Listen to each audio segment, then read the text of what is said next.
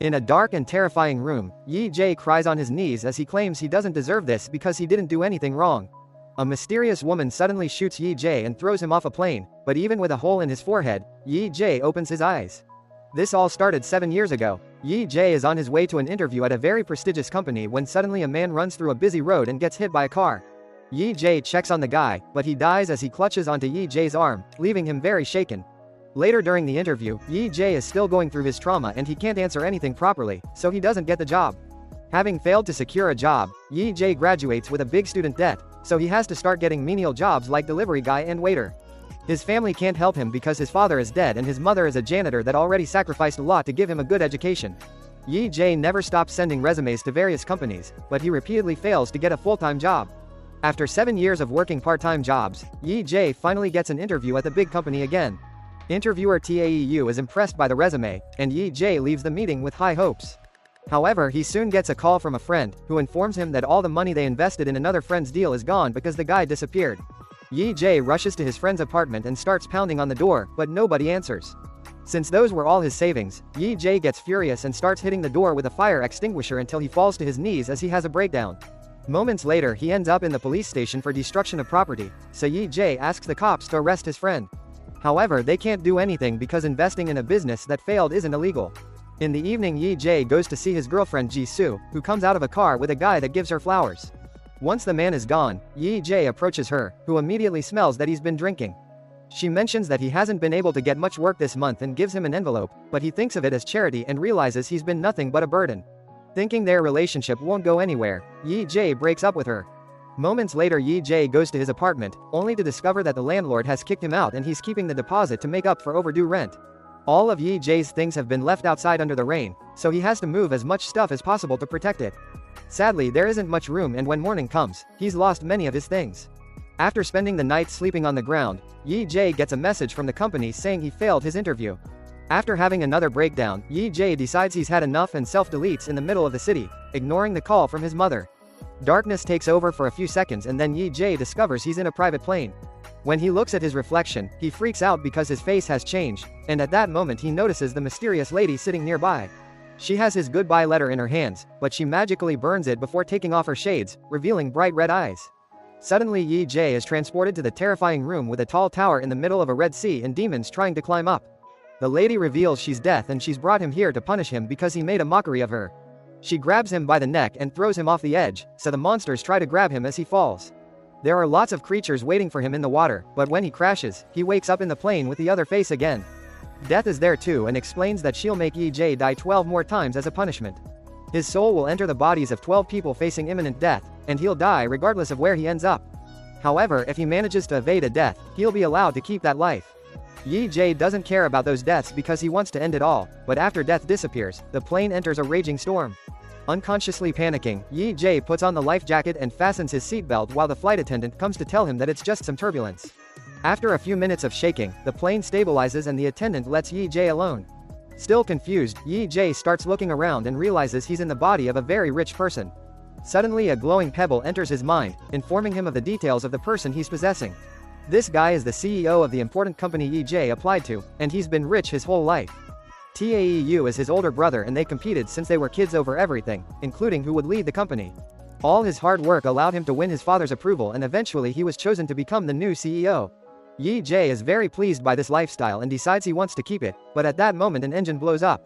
The plane starts going down at great speed and Yee-Jae has to dodge all the sliding furniture before going back to his seat to fasten the seatbelt. The pilot tries to control the plane to no avail and the fire spreads, creating a hole in the side of the plane that sucks out the pilot and the flight attendant. Yee-Jae can only watch as an explosion makes the whole plane catch on fire and he's soon burned to death. Afterward Yee-Jae wakes up in the dark room, which is now a barren area with a creepy glowing door and a desk for Death. On this desk, a clock counts down the lives Yee-Jae has left. While Death puts a bunch of bullets in her gun, she explains a few things. The souls from those bodies are already dead so Yee-Jae isn't stealing their lives, he's just giving the bodies a second chance. If he fails to survive in all of them, he'll go to hell, and Death decides to give him a preview. She grabs Yee-Jae and takes him behind the door, where he sees indescribable horrors. When Death takes him out, Yee-Jae has his breakdown, returning to the beginning. He doesn't understand what he did to deserve hell, so Death says he's guilty of finding her before she could find him. She also reveals that depending on his actions, if he survives in one of the 12 bodies, he may avoid going to hell. Yee-Jae decides he'll try to survive after all, and death shoots him to send him into the second life. He finds himself falling from a plane in a new body wearing a sports jumpsuit but without a parachute. As he panics, he sees 3 other men jumping with him and carrying cameras. A man catches him to help him, and at that moment, the glowing pebble enters his mind. This body belongs to an adrenaline junkier who loves extreme sports and has done lots of crazy challenges, earning him 4 Guinness World Records. Today he's doing a challenge that consists of diving without a parachute from 1,000 miles above ground to land on a safety net. The event is being transmitted on national TV, and if he pulls it off, his sponsor will give him $3 billion in cash. The memory of the sponsor shows a guy playing with a lighter. The idea of such money makes Yee-Jae want to complete the challenge, so he pushes the helper away and begins falling at great speed. The body lost the original soul but kept the abilities, so Yee-Jae is feeling confident and even excited. When he finally reaches his destination, he misses the net and lands on the ground, instantly dying. Yee-Jae appears in the dark room again, saying it's not fair to be considered a sinner because he didn't hurt anyone when he self-deleted. Death calls him selfish because he can't tell he did hurt people and shoots him to send him into the third life. Soon he wakes up in the body of a teenager at a school and notices a classmate laughing at the video of the death of the parachute guy. This tells Yee-Jae that all these lives belong to the same reality. He considers hitting him for it, but at that moment the glowing pebble reaches his mind. This teenager lost his father at the age of 5 and was raised by his single mother, who works hard to pay for his needs. The boy wanted to make her proud, but he hated coming to school because Jin Sang and his friends kept harassing him with violence, robbery, or stupid pranks like throwing milk on him while recording him.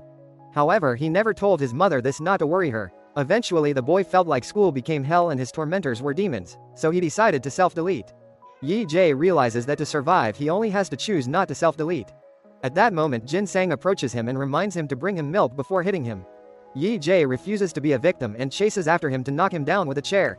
One of Jing San's friends tries to stop him, but Yee-Jae quickly subdues him before pushing Jing San against the window, asking him to apologize. Suddenly someone knocks Yee-Jae down. It's Tae-Sok, a very strong teen who immediately overpowers him and beats him down. Then he and his friend hold Yee-Jae down so that Jin Sang can punch him too while the classmates watch in fear. At that moment the teacher arrives so everyone goes to their place, but after class, Jing San and his gang catch Yee-Jae to beat him up again. Eventually even Tae-Sok thinks it's too much and asks Jing San to stop, but he doesn't care and keeps going. However, he finally stops when he sees the girl he likes watching them. Afterward Yee-Jae goes to the boy's home and is shaken to see the photos and notes of the guy's mother, making him remember his own.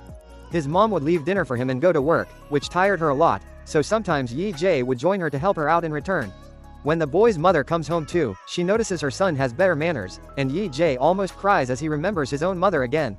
The next day, Yee-Jae approaches Tae-Sok in the bathroom to ask him why he lets Jin Sang boss him around if he's stronger. So Tae-Sok explains that the real boss of the school is a senior student whose gang Jin Sang belongs to. If they mess with Jin Sang, then the older kids will destroy them. Later during lunchtime, Jin Sang hits Yee-Jae again, so Yee-Jae retaliates by throwing his bowl of noodles on Jin Sang's head. While Yee-Jae goes away, Jin Sang orders Tae-Sok to go after him, but Tae-Sok refuses because he wants to eat lunch. He tells Jin Sang to wash and everyone laughs while a flashback reveals that Yee-Jae told Tae-Sok not to interfere because he had a plan. A humiliated Jin Sang goes to ask his seniors for help and the gang soon comes to the classroom ready to fight. However, when the leader sees that Jin Sang wants him to beat up a little wimp, the leader gets angry, calling Jin Sang a coward for not being able to handle a small boy. He doesn't want his gang to be associated with cowards, so he grabs Jin Sang and tells him to never approach them again. Proud of himself, Yee-Jae makes fun of Jin Sang for his loss, and when Jin Sang tries to hit him, Tae-Sok hits him first. Now nobody in the school respects Jin Sang anymore, and as he rushes out of the classroom, he discovers the girl he likes is with a senior leader. In the evening, Yee-Jae goes for a run and is almost hit by a truck, but luckily the driver stops just in time. Distracted by this, Yee-Jae doesn't hear Jin Sang approaching him from behind to hit him with a brick to make him fall, then he proceeds to beat him up to death.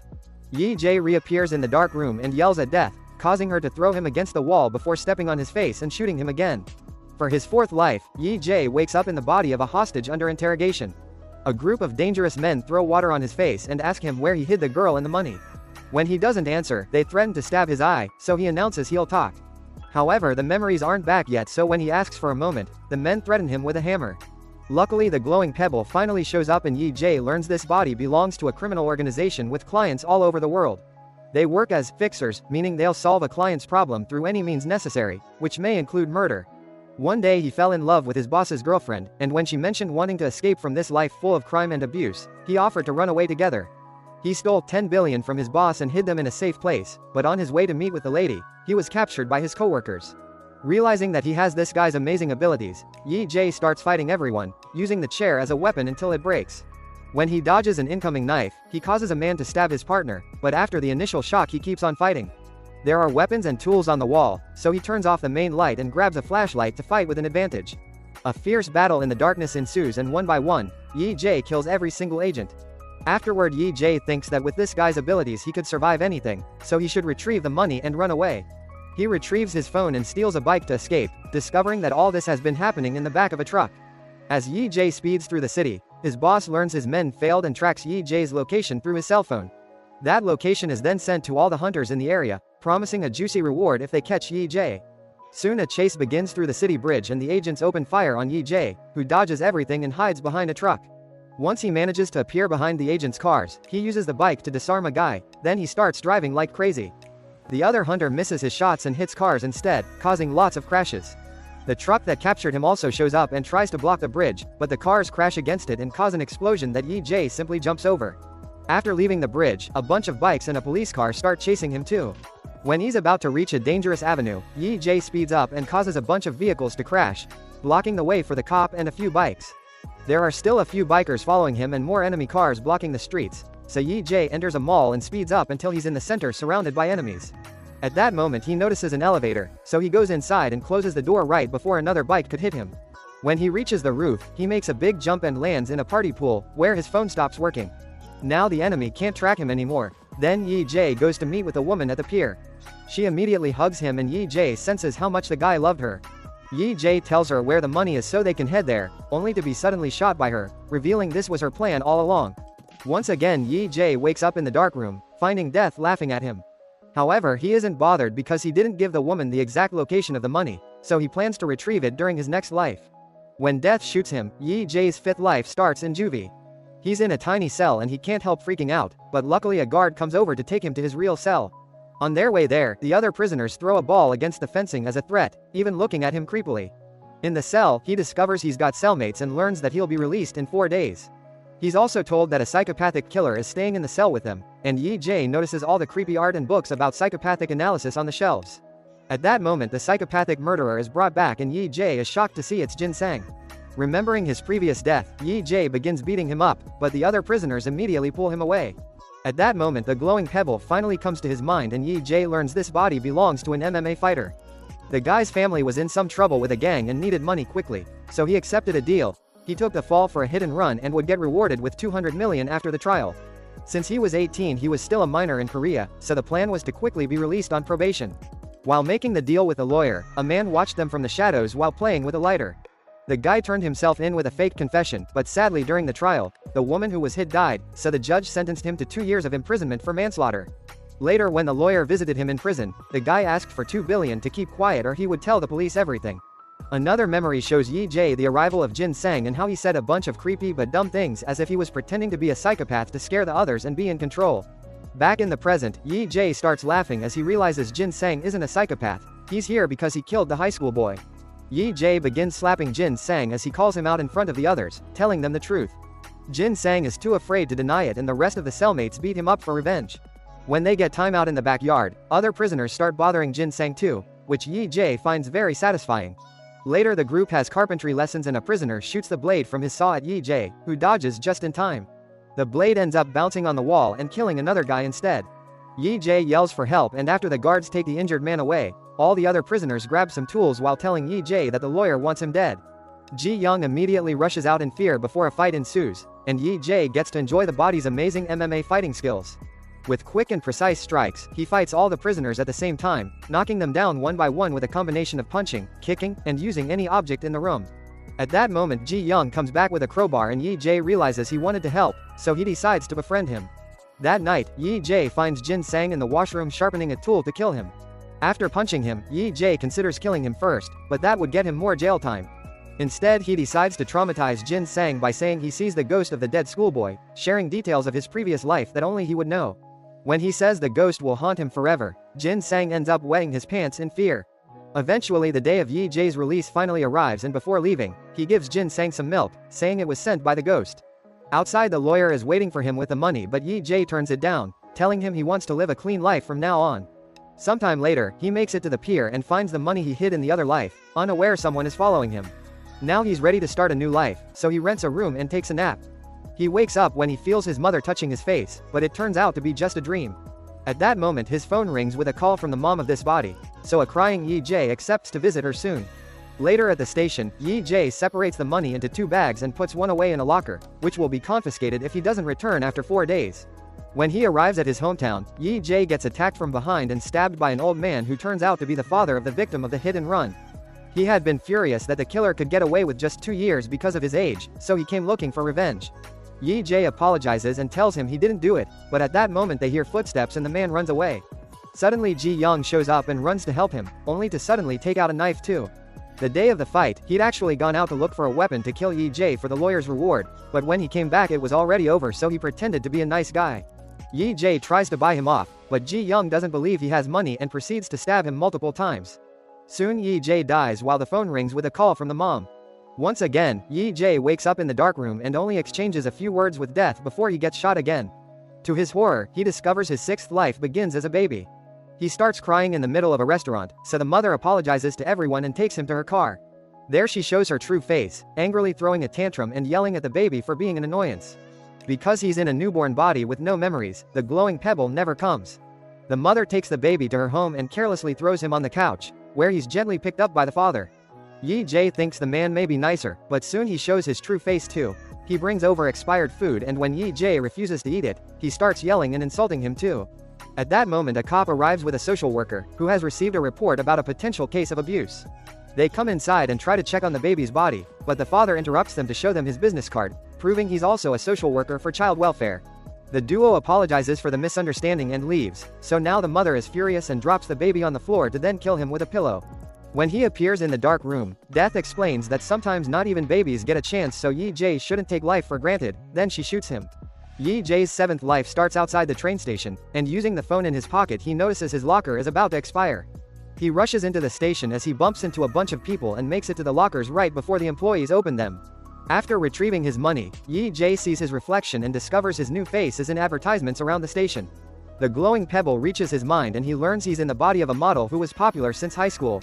A modeling career came easy thanks to his looks, and now he has lots of money because of it. Excited, Yee-Jae goes to his new house and discovers it's incredibly fancy, so he's eager to keep this life. He also finds a newspaper and learns that the baby's parents were caught for the murder. The death of the MMA fighter and the traffic accidents from the bike chase are also in the news, but nobody knows what caused them. Then he gets a call from a friend inviting him to a VIP party, and Yee-Jae decides to join. He drinks a lot because that's what he's used to, but the model's body is lightweight and he ends up drunker than planned. During the party, he's surprised to see Taeu, who is now CEO thanks to his brother's death. The next morning, Yee-Jae oversleeps because of his hangover, so the brother he has in this life has to come to wake him up. The guy is going to the USA for a week and the model had promised to take care of his cafe, so now Yee-Jae has a new job to do. During his first workday, Yee-Jae already considers closing the cafe after his brother leaves. However, he gets a big shock when sees Ji-Soo come inside. Staring in awe, Yee-Jae remembers all the special moments together and the day they met, which happened when the wind blew away Ji-Su's papers and Yee-Jae found them. Yee-Jae is very nervous when he gives Ji-Soo her order to the point his hands are shaking. His brother explains she comes every day to work and stays until closing time, also that she's a published author. Curious, Yee-Jae searches her name on the internet and discovers she won a writing contest and got a publishing deal. When she received her prize, she thanked her boyfriend for always believing in her.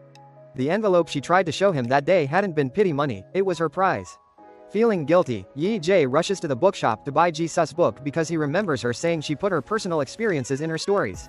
As he reads the novel, he discovers many of the story beats match their moments together, like the day he was jealous of her coworker and they told, "I love you," to each other.